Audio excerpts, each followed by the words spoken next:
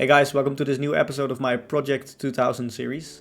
In the last episode we looked at basic tactics like a fork, a pin and a skewer, and in this episode we're going to extend that line and we're going to look at discovered checks, discovered attacks and more. And without further ado, let's get into it. Okay guys, for the first section in this video I wanted to cover the discovered attack. The discovered attack essentially means that you are able to move a piece and reveal an attack on a more valuable piece after moving the piece. It often goes paired with losing material for the opposite player or an even greater threat like checkmate, which is exactly what happens in this specific situation. So in this position, black has a queen versus a bishop and a rook, and in a lot of situations a queen is better, but it's really difficult and also depends on the situation. So in some positions you can actually still very much lose, especially in this position, because this position has a trick which is called the discovered attack.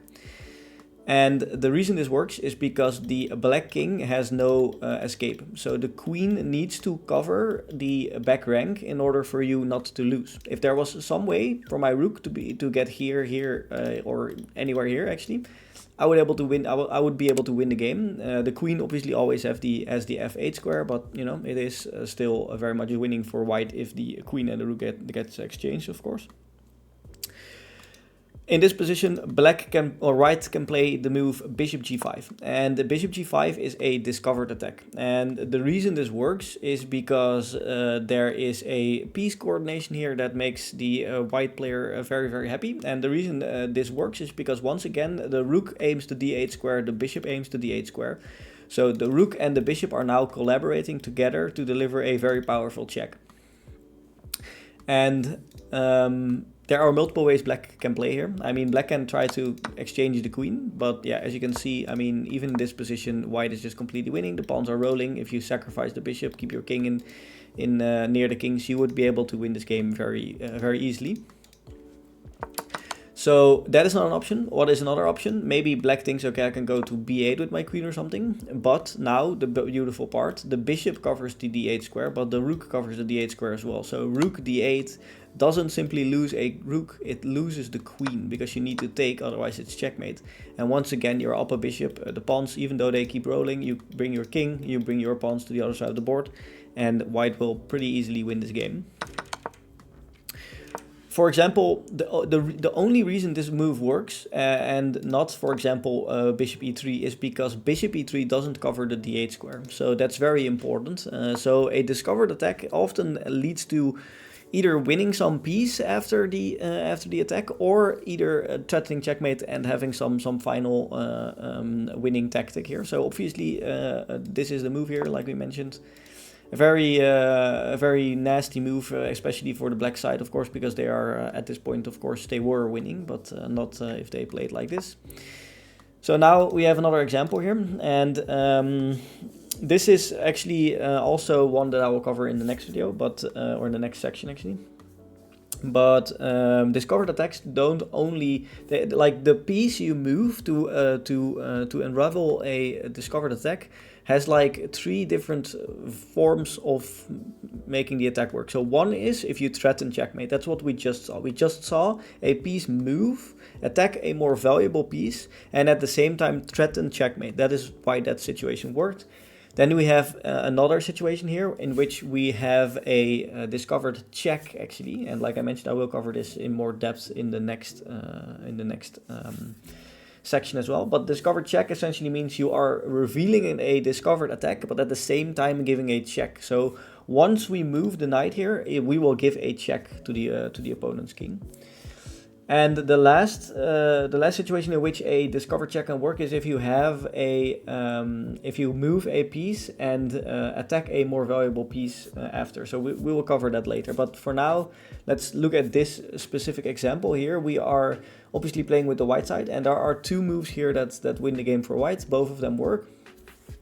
And yeah, if you click on this knight, of course, you can see all the squares that the knight can go to. And if you realize that this is going to be a check, so once you reveal the knight, he will be forced to move his king. You will realize that, hey, no matter which of these 2 squares I go, he is forced to move his king. Cannot move here, actually, so either of these 2 moves. And then I'm attacking a rook that is undefended. So if I go here, let's say he goes here, I can simply take the rook, and now I'm up a rook, and the next part I'm going to do is exchange the rooks, pick up these pawns, and be very happy. So yeah. And so obviously this also works. It's the same thing. He has to move his king either to d7 or to b8. And if he does, I will pick up the rook. So it's essentially the same thing. I don't think there's much difference between these two. The funny part about this is maybe if you are a beginner, you would look at this and say, hey, there's a knight hanging. Yeah, there is a knight hanging. But one more important thing than taking 3 knights in chess is protecting your king. So I wouldn't recommend. Yeah, and that's an example of a discovered attack, or actually a discovered check. They're a little bit like in lots of these tactics, lots of these terms we use, there are a little bit of overlapping situations. So a discovered attack is also a discovered check is also a discovered attack, right? Because yeah, it's the same thing. Only the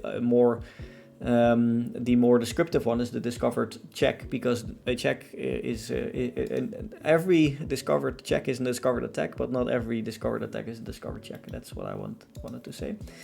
So okay, let's go to the next one. This one is also very nice, and it's very similar to the first one, only here we have another situation. Here we don't threaten checkmate after moving the piece, but we threaten another piece which is more valuable. So obviously we know all by now that queens are worth 9, rooks are worth 5, and knights and bishops are worth 3. So if you are able to deliver a discovered attack on a more valuable piece, so if you are able to deliver a discovered attack on the queen, and at the same time by moving the piece away and attacking a more valuable piece, you are going to win material, right? Because now if I go bishop g5, I'm attacking the rook, I'm at the same time attacking the queen. You cannot save both, because I mean you need to move your queen. If you don't move your queen, let's say you move your rook, you are going to lose a queen for a rook, which is 9 points against 5 points, so minus 4 points. And if you move your queen, you're going to lose a rook for a bishop, for example. And that is going to be 3 points against 5 points, so minus 2 points. So this would be the better trade, of course. The best move apparently here is... You could also sacrifice here. That's possible. Yeah, I think that's the best line, right? I think that is the best line, actually. Yeah. So the best thing to do here for black would be to just give up the queen and get a bishop and a rook for it. And this is actually very similar to what we just discussed. Now we're playing with a queen against a knight and a rook, which often is better for the one with the queen, but it also is very difficult. If black, for example, it's white's turn right now. So one of the if you would be able to go here without losing the game immediately, it would be very good. But you know that is not the case. There is probably also this move or this move. So yeah. Okay. Yeah. So that is one of the examples I wanted to show also. And here we have another very nice example, and this one is a little bit more complex. This is in a game against, or a game between Shabalov and Nakamura, and in this game, black has just played knight xf4, and this allows a discovered attack for the white pieces, which is very nice. And obviously this position is quite complex, so I'm going to take you through what is going on here. There's a lot of things going on, because if you look at this position, you will see, okay, there is a rook being attacked by a knight, right? There's no easy way to kick the knight. So most players here, and especially beginners, might be like, I need to move my rook, I need to move my rook and, go on with the game. However, that is a very bad move, because this pawn is just hanging, right? So you can take this pawn, and now black gets a lot of counterplay. The bishop is under attack. You need to move the bishop again. You need to, get yourself out of an annoying situation. So the playing like this is bad.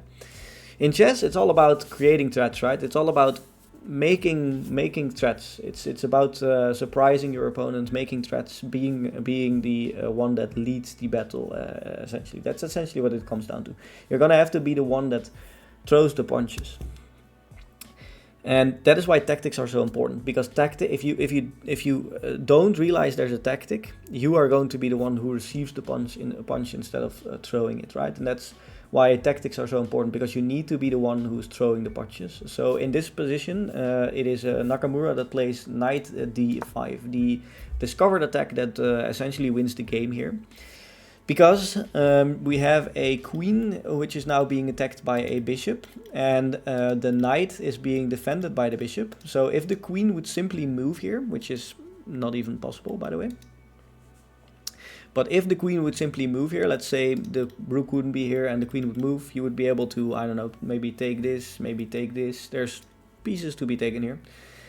But the most important part of this entire situation is that this queen is actually trapped. It's actually simply trapped. There's no way for the queen to stay alive here. You cannot go here, cannot go here or here, cannot go here, here or here, cannot go here, here, here or here, cannot go here, here, here. Because obviously protected by the pawn, protected by the queen, protected by the bishop, protected by the knight. So yeah, as you can see, there's not a single square that the enemy queen can go to. The only thing that the enemy queen can do is sacrifice itself. And then there's a rook which you can take. There's a knight which you can take. Probably the best thing here is to just take the knight, and then you can just take back. And then after losing the rook, it would actually be better for white. Apparently you don't take this one back. Maybe you take here. That's also possible. Yeah.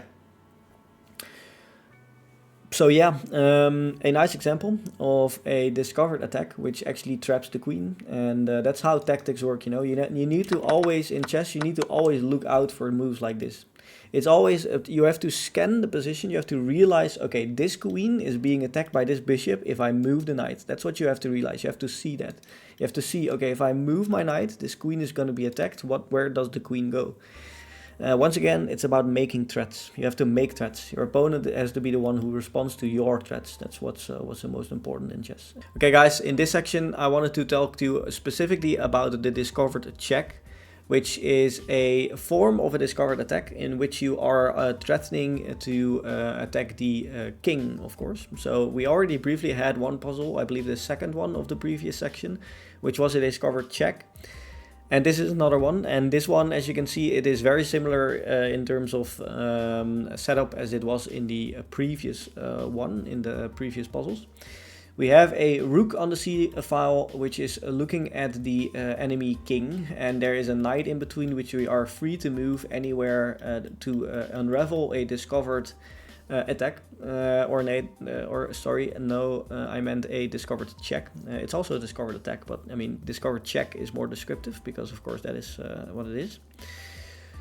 There's also one of the other things that you can do here is a double check, which is one of the most important and one of the most dangerous threats in all of chess, which would be either knight b6 or knight d6.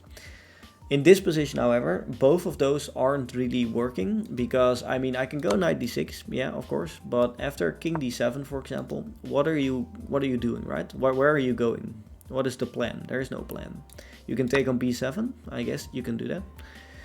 But yeah, it's not good. It's not good enough. If the king would be unable to go here, it would be a different situation. Let's say the king would go here, it's actually checkmate, right? Because you are, of course, you are completely boxing in the king. And if he goes here, it is probably still bad, but there is, I think this just simply saves the game because this is a king fork. I mentioned it in the last video that a king can actually fork two pieces. This is how, by the way, because yeah, you're now both attacking the knight and the rook at the same time. You cannot save both because, I mean, yeah, it's just not possible. So yeah, like I mentioned, neither of these two moves work. However, we have a discovered check that works. Why would you deliver a double check if you have a discovered attack or a discovered check that works? All of these terms, man, there's so many, and yeah, no, it's difficult to keep them out. It's difficult to keep them apart, of course. But here you can go a knight e5, and it's a nice move. Because you're attacking the queen, you're delivering a check. So there are two ways to prevent the king from being lost here. Either move your king. Actually, you can only go to these two squares because the d7 square is covered by the knight. And you can go here, for example, which would also be possible. But however, you can simply take with the knight, and you know, this would be a very good position for black, obviously completely winning. So Yeah, that is exactly what is going on here. You have to either move your king or you're gonna lose the queen, and that is basically game over. So even in an endgame in which you have a rook and a knight against a queen, you can still lose if you're the one with the queen. That's why in the previous section I said a minor piece and a rook against a queen is usually better for the one with the queen, but you have to be very careful. You need to be very wary that you don't allow tricks like this, because this would be a very sad way to lose the game if you're up a queen, right? Okay, we have a game here that was actually played by Victor Korchnoi, I believe. And this game is very nice because it reveals a very, well, I mean, I would say, okay, maybe not very, but definitely a complex tactic. And you can pause the video here, try to see if you can find the winning move here for white. It's not that easy, but try to take your time and look at all the different things that are possible. So in this position there is a discovered check which will win the game, but you have to do something first to get to the position where you can deliver the discovered check. And the move here is queen e8. It looks like you're simply gonna give up your queen and lose the game, right? Because if black decides to take, black has to take, by the way. If black doesn't take, you can just take this, and yeah, I mean, this is just game over. So black has to take, and if you take, maybe in this position you saw, okay, but if he makes a queen, I can just take the queen, right? It would be just game over, right? It would be just winning for black because black has the queen, and that's obviously much better. However, after taking back, you don't take the rook and make a queen. You promote on the d file, because this is a discovered check. So he has to either move his king or he has to block. And no matter what he does, it's gonna be game over. Okay, that's actually not the best move, by the way. The best move is here just to take the queen, of course, but okay. What I wanted to show you is that no matter what he does, if he moves whatever, it is going to be this queen who is going to be lost. And if he goes here, you can simply take the rook, and you would also be up a rook. So yeah, it's a beautiful tactic, right? It's a beautiful tactic because you don't even take back. You just simply give up your queen to make a new queen, and that essentially wins you the game, because tactically you are going to be unable to. Black is going to be unable to stop the white from winning the game. So yeah, here you lose the rook, and either of these two you lose the queen, and if you go here, you can simply take the queen. So yeah, hopefully you guys like these discover checks, because this one is very nice. There's one more that I wanted to show you. It's actually quite a simple one if you've seen the last one, probably. Important to know about these discovered checks is that sometimes it doesn't always work. There are certain criteria that need to be met in order for you to make this work. In this position, it's a discovered check for white, of course. White can play knight c6, which is an attack on the king, and it's also an attack on the queen, and it's also a double check, by the way. So you know, it is very nice. So here, the reason this works is because, once again, it is a double check. So the king is the only piece that can move here for black is the king. You can never move your queen or your rook or whatever, because you're in double check. And if the king goes to f6, for example, you simply pick up the queen here, and now you're up a knight. Black could probably maybe take this piece, although this looks very dangerous with the king like entirely boxed in here. Maybe there's some sort of checkmate lurking if you can like give some check somewhere. But okay, yeah, hopefully you guys understand the concept of a discovered check now, and it is a very powerful tactic if you use it precisely, if you use it the right way. Okay, so in the last section I wanted to talk to you about the double attack. And the double attack is when you are able to move a piece and pose a double attack, a threat to two different things which will win you material. That's basically what it is. And in this particular situation, we can play the move Queen e4. I think I mentioned it in some other video, but I actually give children chess lessons, and this is one of the most common tactics that they'll learn at a young age, because it is a pretty nice tactic that learns pretty good how the chess brain can be trained, I guess, because obviously you need to realize these types of patterns, right? It's all about pattern recognition. So queen e4 is a double attack, and the reason it is a double attack is because we have a bishop and a queen who line up towards the h7 square, so you are almost delivering a checkmate, and at the same time you're attacking the bishop, and the bishop can never prevent you from delivering checkmate. So if the bishop cannot do anything to prevent you from delivering a checkmate, it's a double attack. In this position, if this bishop would have been a knight, a question for you: would that tactic still work? No, very much so it wouldn't, because in this position, if this would have been a knight, he would have been able to play either knight f5 or even bishop f5, because bishop f5 attacks the queen, and the knight would then be covered by the queen of black. So that would be a move, and there would be knight f5, which would also not be able to be taken because there's a bishop that defends the knight. So good thing this isn't a knight, because then this whole trick wouldn't work. But now that it's a bishop, he can never really do anything with this bishop to prevent the checkmate. And if he prevents the checkmate, let's say with f5 or something, now you are simply able to take the bishop, and yeah, you're gonna win the game because you're up a minor piece. Okay, another one. And this one is also a double attack. I already highlighted it, by the way, so it's b5, but okay. So the reason b5 works, of course, is because you are attacking both the bishop and the knight at the same time. And some of you might now think, okay, but wait, we have seen this pattern before. We have seen this trick. That is true, because this is actually also a fork, which is what we covered in the last video, of course. And once again, in chess, it's very much possible for a tactic to be two things at once, right? It can be a double attack and a fork at the same time, right? Actually, I think in this particular situation, it is actually so that every fork is a double attack, but not every double attack is a fork. So yeah. Quite easy, right? I mean, when I started out in chess, I had a pretty big blind spot for moves like b5, because I never really looked at pawns as being the ones who could attack and win material, right? I looked at pawns like, hey, they're pretty useless, right?